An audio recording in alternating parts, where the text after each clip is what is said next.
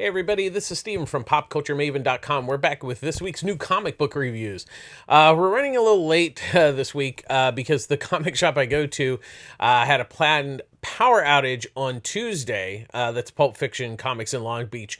So I wasn't able to pick up the books on Tuesday to get ahead of the game. So we're a little bit behind, but it's still good. Everything's good. It was planned, so nothing ultimately fell apart, which is a good thing.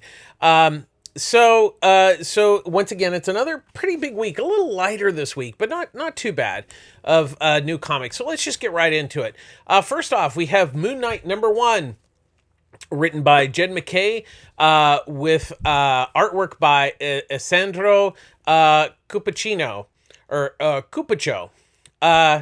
So this is yet another relaunch of Moon Knight. At this point, there's been quite a few lately. I mean, the last one, the Warren Ellis run, was actually really good. I really enjoyed that. This one was kind of interesting. I think it's somewhat good for new readers, but there's still kind of things that might throw them off a little bit because in Ellis's version of Moon Knight, he kind of had a suit and a tie.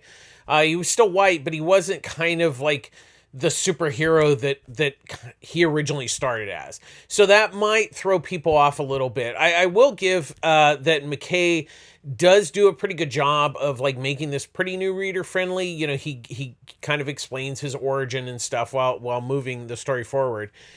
I think it's just one of those, like, it was a nice read, but it wasn't overly compelling. It's certainly not bad or anything. I think it's just one of those, it was a nice first issue, but it didn't like, I really want to, read this. I think it was good. I think it did its job of handling the exposition and setting up a new story. But overall, I think it was just like, it was good. I will give the Cupaccio's artwork's actually pretty nice. There were a few times not terribly bad. I noticed there was a little lack of backgrounds, which I'm a big believer in just doing backgrounds, not just using color. But overall, it was nice. The artwork, fit the story well. It was nice. I mean, I'll give the second issue a chance to kind of see where he's going because there was a nice cliffhanger ending. So we'll see what happens. Next up, we have Shazam #1, written by Tom Sheridan with artwork by Clayton Henry. Now, this is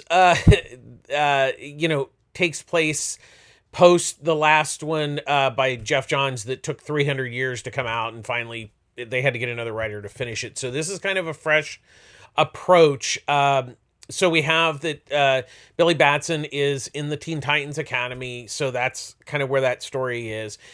And Sheridan's also writing that. So I think, he does give you, hey, this is where he is in this team and all this kind of stuff. And I think this first issue is actually quite nice. It does a good job. I mean, he doesn't really spend the time, to explain the origins of Shazam. I think at this point, especially between the comics and the movie, I think pretty much most people know his origin. So I think it was a wise choice not to do that yet again, So that was a smart move on Sheridan's part. Like I said, the first issue gets, moves along really nicely. He doesn't, have to deal with a lot of exposition, with the origin and everything. So I think it's a big plus. Of course, Clayton Henry is a really good artist, and this is a nice looking book.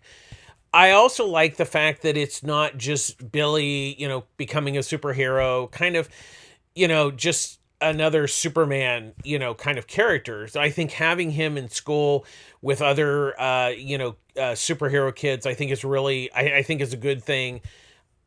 And I think it's a big plus. And like I said, Clayton Henry's artwork is really nice here. It's a really gorgeous looking book. It sets up a good story. It gives you a reason to come back for a second issue, which is always a plus. So I think this one's well worth checking out. Next up, we have M.O.M, Mother of Madness #1, written by Amelia Clark and Marguerite Bennett, with artwork by Laila Letts.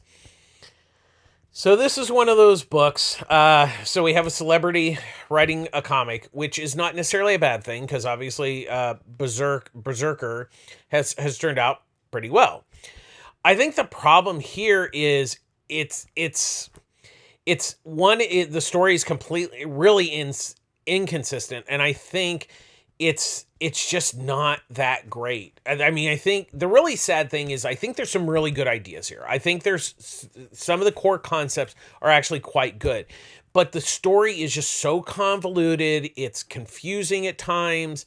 There's times where there's just so much dialogue that it just gets bogged down on itself and just, it's like it gets stuck in the mud, and it's not good. It's not like the worst thing I've ever read, but it's not very good. It's just really, I think it's disappointing because, like I said, I think there are some excuse me, I think there are some good ideas.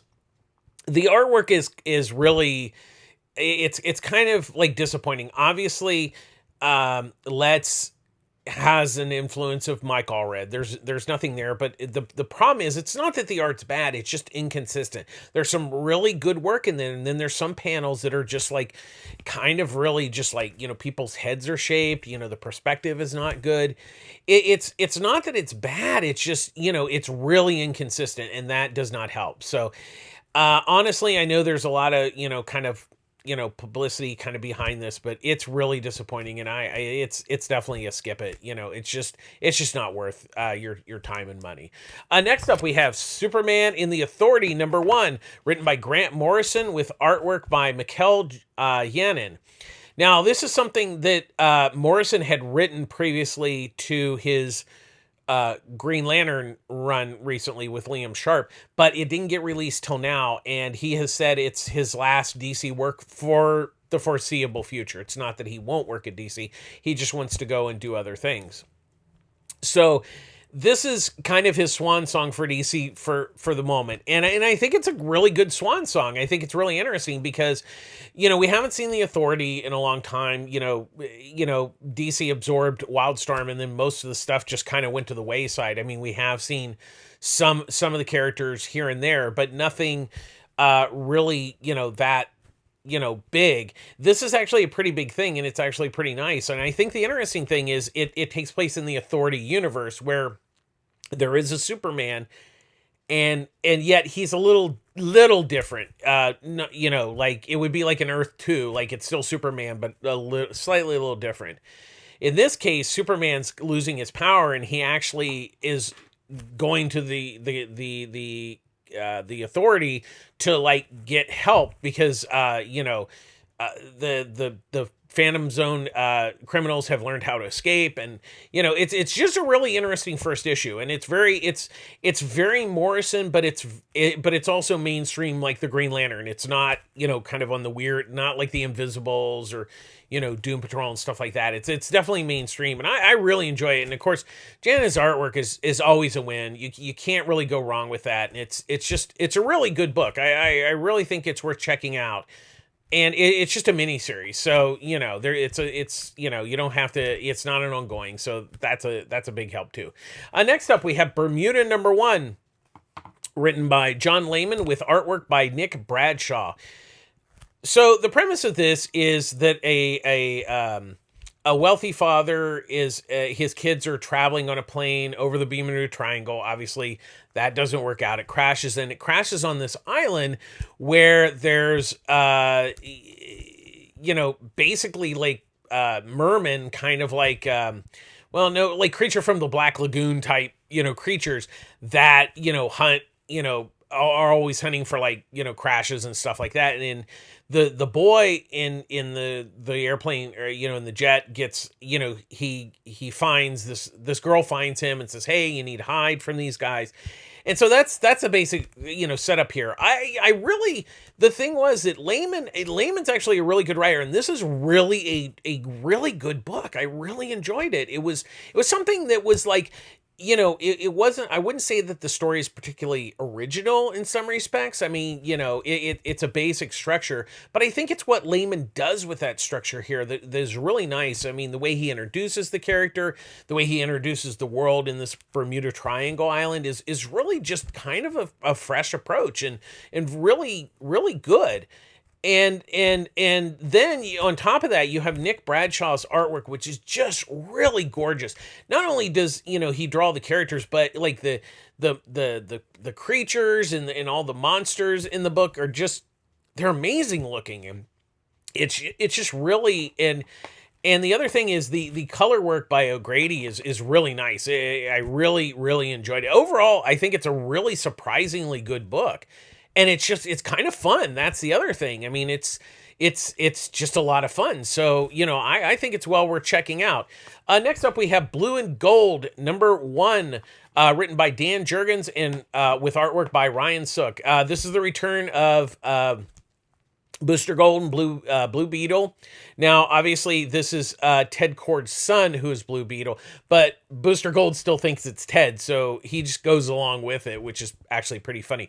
And, of course, you have Jurgens, who created Booster Gold, writing this, and he knows the character very well, and he's the great thing about Booster, he's kind of an idiot. He's a nice guy and he's lovable, but he's kind of an idiot. So it really works well. And I think having Ted Kord's son as the new Blue Beetle, it gives it a little change up and everything. But I think the big thing is that the humor is definitely front and present, and that's always been a big win for Booster Gold. And it's just really enjoyable. And I really enjoyed Ryan Sook's artwork on this. He's done a lot of stuff over the years. He's a really good artist. And it's just, it's just fun. It is just a fun book. And that's, really is all it's setting out to be. And on that level, it works really well. It's got a really good story, really nice artwork, and a hell of a lot of fun. So definitely check that out. Next up, we have Dark Blood #1. Written by Latoya Morgan with artwork by Walt Barna. Now, this was an interesting story. It starts in 1955. There's a black soldier who comes back, and he is, and of course, this is during the periods, where blacks were not welcome, and so he's attacked in the alley by somebody who, is just some white guy who hates black people. That's the setup there. And then you find out that he has these like powers, and then it goes back to when he was in the war, how he kind of got these powers. And it's just, like I said, it was kind of interesting. It was just, it's one of those, there's not a lot of backstory. There's not actually a lot of exposition beyond the flashbacks to the war that kind of somewhat explains, but then it doesn't explain everything. So I just really, it's one of those things I just found very interesting. I think, Morgan's script does a nice job. I mean, it's kind of a quick read, but after, I got done reading, I'm like, oh, this is actually pretty good. I really enjoyed this. And Barna's artwork is actually really, really nice here. It does a good job. There's a lot of where it's just, people talking and stuff, and that, he gets across the emotions and everything, but then the action scenes look really nice. If you're looking for something a little different, this, like I said, this actually started off really quite nice. So I think if you're looking for something a little bit different, then it's kind of superhero-y, but not entirely. I don't think he's going to wear a cape anytime soon. So next up we have Nightwing 82, written by Tom Taylor, and this issue has three sets of artists. There's Bruno Redondo, who's been the main artist on the new series. Then we have Rick Leonardi and Andy Lanning, and then we have Neil Edwards and Scott Hanna. Now, there's a bit of a spoiler, so if you haven't been reading it, just wait a second. I'm going to give spoiler, that Dick Grayson has a sister. So this issue, and that was the end of last issue, so this issue deals with that and how he has a sister. So he meets the mother of the sister in this story. So that's the story that is in this issue. And what's interesting is that the story is broken up into different artists. So that's how, actually it's really neat because, because it's a backstory, having a different artist actually makes a lot of sense. And it kind of gives Bruno Redondo a bit of a break for this issue. He does do artwork in it. But once again, I'm really loving this book. And this is another really good story. And what I love that Taylor is doing with this book is he's telling a story about Dick Grayson, not Nightwing. And that's why it's working so well, because the Nightwing part's actually very easy. He's superhero, he beats up, and all that kind of stuff. But he's really getting to the core of the character. And I said this before, and I will say this again. This really reminds me a lot of what Marv Wolfman and George Perez did with him on the new Teen Titans. And it's really it just feels like that, where he's giving you character, giving you a reason to care about the character, and that's why this is working so well. And like I reiterate, the artwork is really good. I enjoyed having the different artists do this. I mean, I love Redondo's artwork, don't get me wrong, but to kind of break it up like this was actually kind of neat. It gave it a unique look for this issue.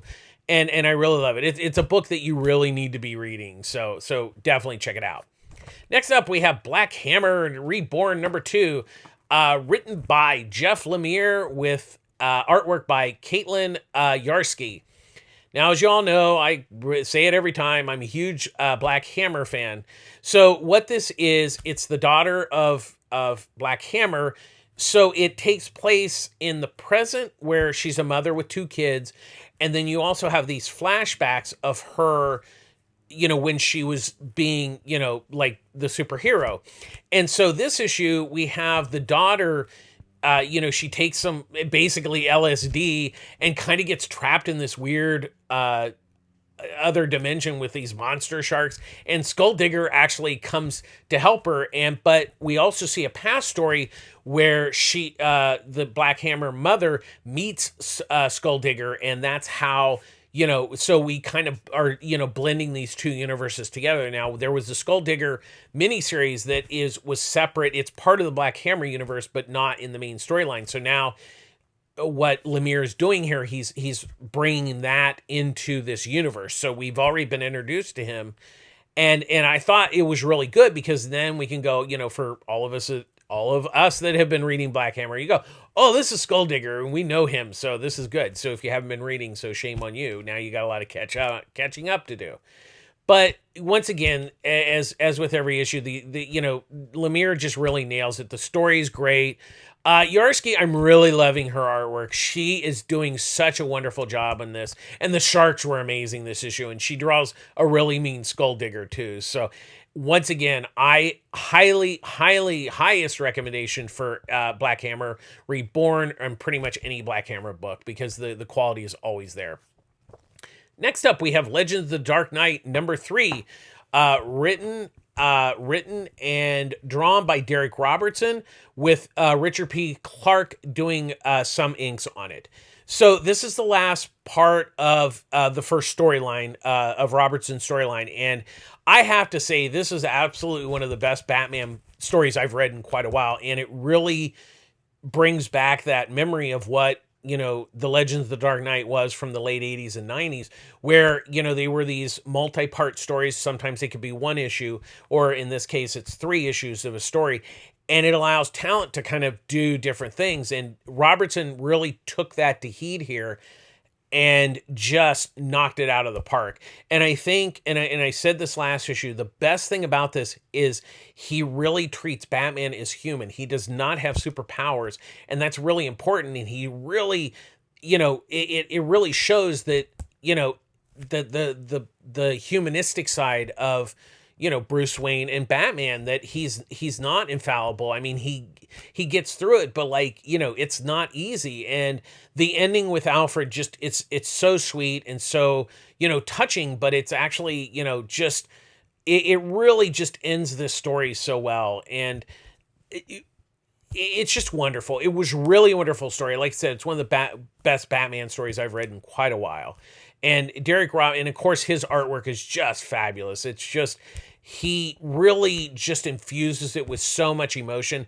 And, a lot of it is just dialogue. And one thing I really point out, and I don't know, I could be wrong, but in a little bit, not that it exactly looked like it, but his Riddler has a little bit of Frank Gorshin in it.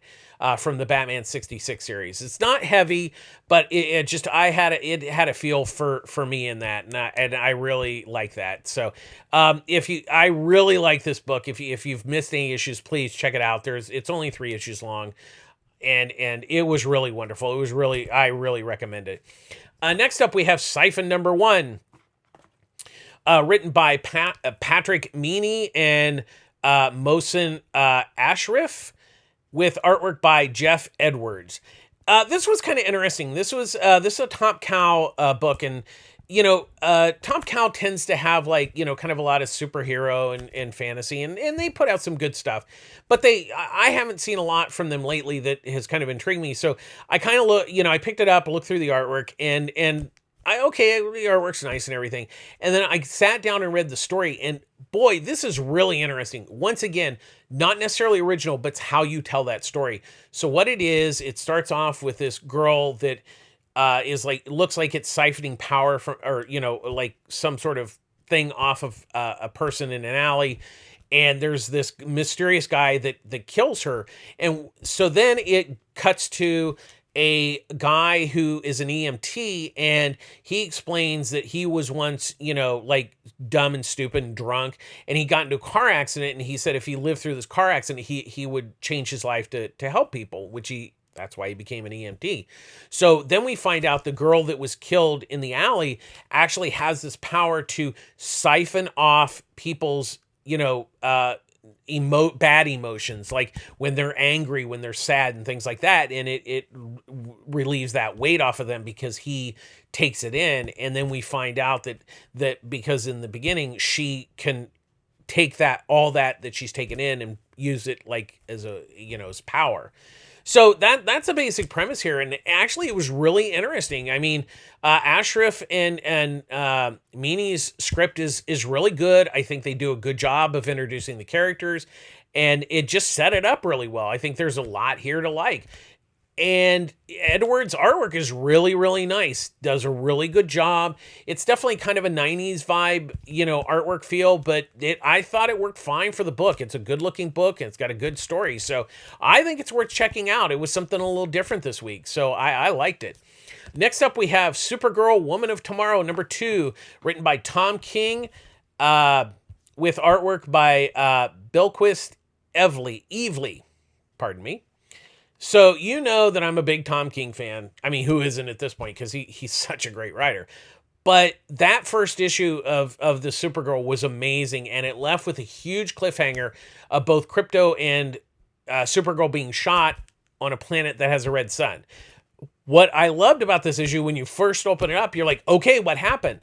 We don't know, because they're on a spaceship, a very slow, like a space bus, a slow base that she's alive, and the girl that she rescued her, was helping her, is alive, and they're basically on this slow bus to get back to a yellow sun. It isn't until the end of the issue that King explains or kind of reveals the cliffhanger and what happened afterwards. And all I got to say, without spoiling too much, he better not kill Krypto. That's all I got to say. Spoiler. He better not do it. He's not dead. It's not looking good, but, so we'll see. But I love the fact that he saved that till the end of the story, because you're sitting there reading it and you're learning more about, this girl and everything. I mean, we know her story, but we're kind of learning more about her.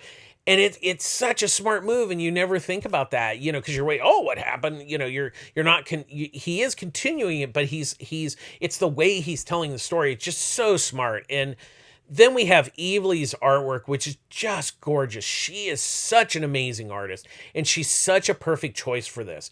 That this book is not only just a great read, but the artwork is incredibly just gorgeous. And you really need to be picking this up. This book is amazing. It is a must read and highly recommended. Next up, we have X-Men Legends number 5, written by Peter David with artwork by Todd Knock. Now, this is, so what X-Men Legends is, it's some of the, depending on who it is, some of the original creative team doing stories that they wrote for X-Men back in the day. In this case, this is from Peter David's X-Force, X-Force run. No, X-Factor run, not X-Force, X-Factor. So it has Strongman, Polaris, all those characters. So the good thing is you don't really need to know. I mean, it says it takes place between this and this. It's fine. Now, Larry Stroman was the original artist that joined him on that. But yeah, this one is Todd Knock, which I think is actually a really good choice because he kind of, fit, not that he looks like Larry Stroman or any of the other artists, but he fits into that era so perfectly. He just has a good style. And, even if, look, I'm a huge fan of Peter David's writing, and I loved his X Factor run. And, even if you don't, he does a nice job. He kind of tells you who the characters are. He doesn't spend too much time, but it's like, here's this person, gives you enough to like, if you're coming in really cold, I don't know how well that's going to work, but I think overall, I really enjoyed the story. And once again, I'll go back to Todd Knock. I think it was a perfect choice. He really adds a lot to the story, and it was a really fun read. And I really, and I think it's either 2 or 3 issues. So once again, this is not a number 1, but it is like a number 1 because it's brand new story and everything. Next up, we have Skybound number 3, the weekly book to celebrate Skybound's 10th anniversary. So this one, we have the chapter 3 of the Rick Grimes 2000. We have a new Murder Falcon. So the Rick Grimes 2000 is written by Robert Kirkman and Ryan, with artwork by Ryan Otley and Cliff Rathburn. We have a Murder Falcon written and drawn by Daniel Warren Johnson. Then we have a Science Dog written by Robert Kirkman and artwork by Corey Walker. Then we have finally the Assassination Nation, written by Kyle Starks with artwork by Erica Henderson. Now, once again, this is great because these are short stories, except for the Rick Grimes, which is continuing each week. But the rest of them are short stories. Of course, for me, this one, the Murder Falcon, is very exciting. I love Daniel Warren Johnson, and it's really nice. And it was actually, has a really nice somber, touching ending, and I really enjoyed it. Even if you haven't read Murder Falcon, it's still, you can totally read this and you'll be fine. Science Dog I never really read, but I did enjoy this. It's just a cute, it's just an interesting little story. Now, it does say to be continued, so it'll be interesting to see if this is, if they're going to spin out a new series or mini series out of this. And then the Assassination Nation is the same thing. It's a continuation. I hadn't actually read that. I can't believe I missed a Kyle Starks book and Erica Henderson, but I like the story, and it really, once again, part of the reason to do this is to get you to go look into books that you may have missed or books that are running and say, hey, you should check this out. So not only do you get, a great talent pool in this issue, you also get, great short stories, and he also says, hey, maybe you should check these out. So I think they're well worth checking out. So I'm enjoying this. Once again, Murder Falcon sold me. The rest, everything else was, like icing on the cake. Next up, we have The Many Deaths of Laila Starr, number 4, written by Ram V with artwork by Philippe Andrade. Now, I have been a big fan. The premise is Death got fired from her job. She's come to Earth because there's a man who will basically create immortality. So she has died in every issue, and she keeps coming back. In this issue, so she met this boy in the second issue as a boy, but she didn't end up killing him. I don't want to spoil too much, but this issue she actually meets him, and obviously she's older, or he's older, and he recognizes her from that past life. So, that's what's interesting. So this issue kind of really opens it up. I mean, we've seen her, kind of travel through different, kind of bodies and eras.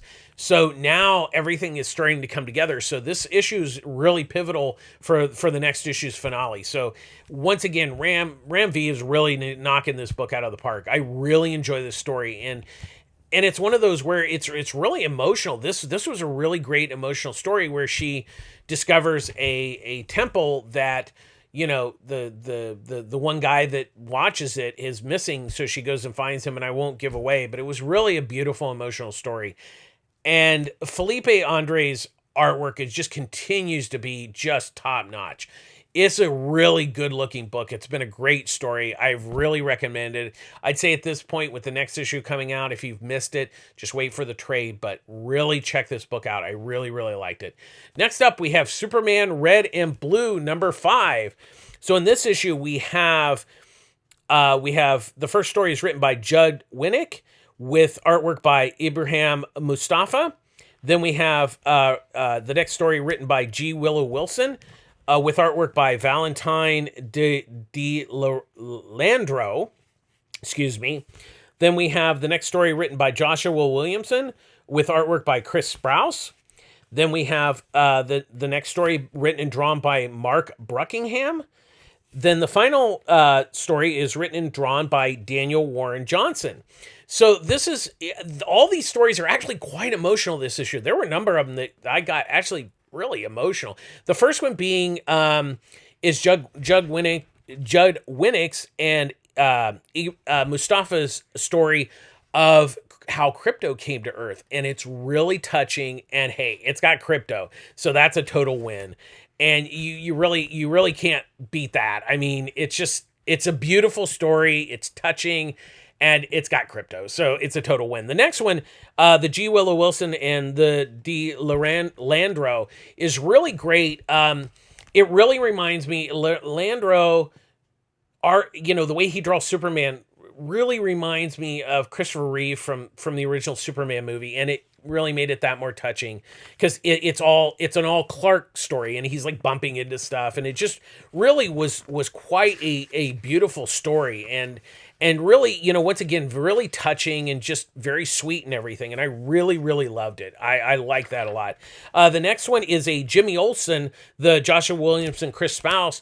And it's basically Lois asking Jimmy what his favorite picture of Superman is. And the way that the story goes, and I will not give it away, but the last picture is just really amazing and really sums up their relationship together.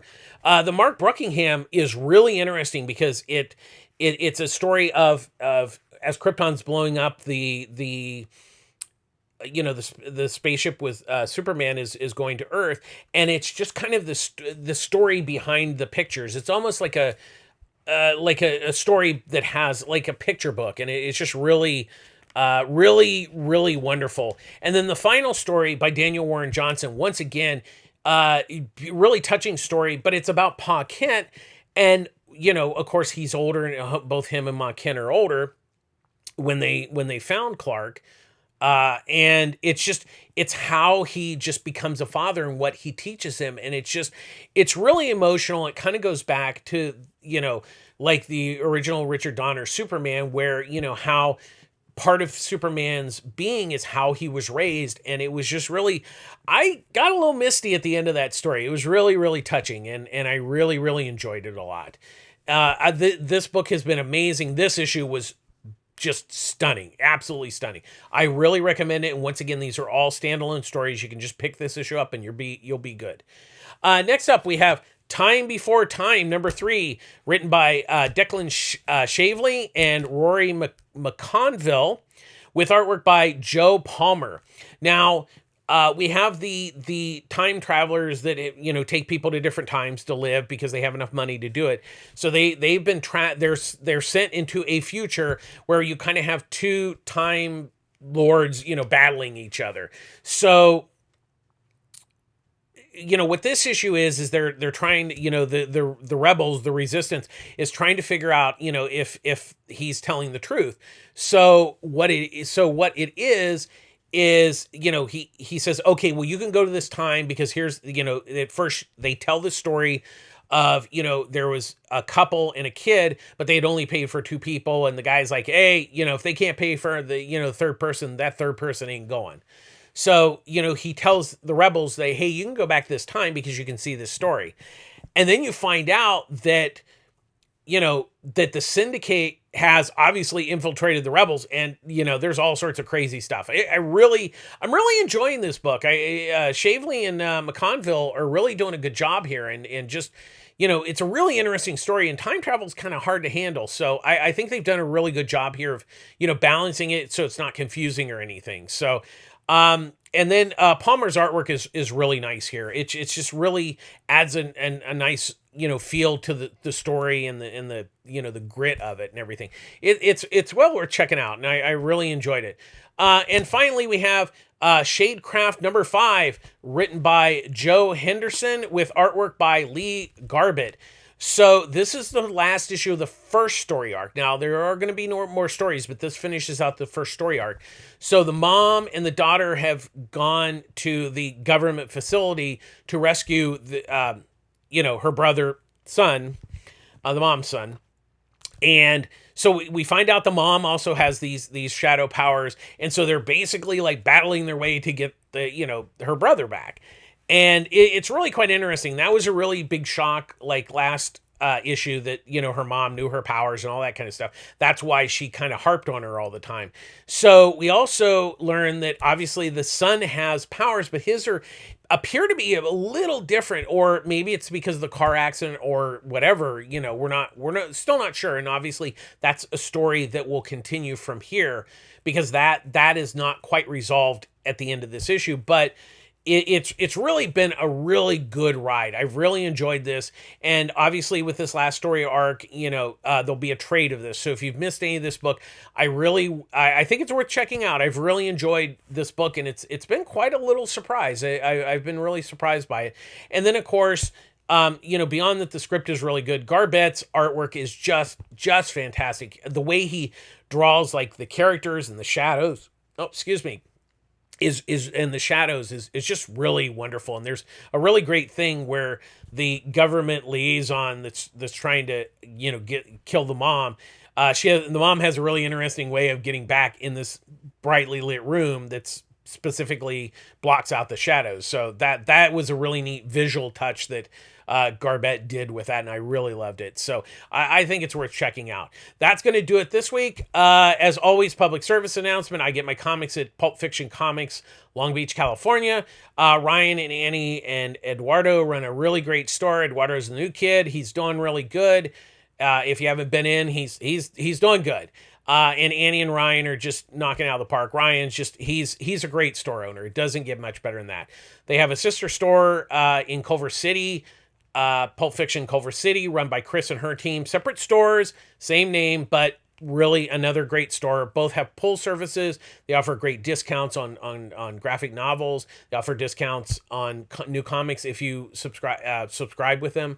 So they're both really good stores. They take care of their customers, and really good. And once again, I'm going to go back. Please get vaccinated. I know most of you, a lot of you out there, I think most of the people that watch these are vaccinated, but please convince people that that if they are not vaccinated, this is getting bad again. It's, this Delta variant is not good. So please get vaccinated. Please wear your mask. Even if you're vaccinated. I wear my mask all the time, and not obviously in the home, and doing this.